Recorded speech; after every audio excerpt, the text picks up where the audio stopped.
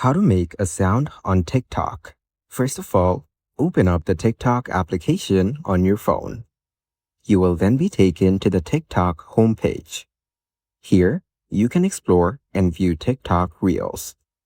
On this page, go to the bottom panel and tap on the plus icon in the middle. This is the TikTok camera screen. Here, you can take photos or videos to post on TikTok. Now, go to Media at the bottom right corner. You can choose photos or videos from your camera roll from here.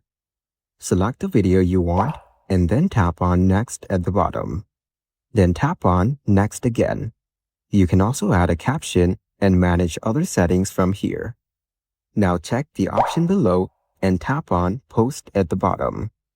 After that, go to the bottom panel and tap on your profile. Here, you can view and edit your profile information. Go to your feed and open the video you just posted. Here, tap on the sound option as shown.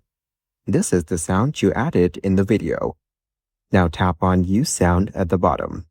You can now use this sound to make other videos on TikTok. Following these steps, you can easily make a sound on TikTok.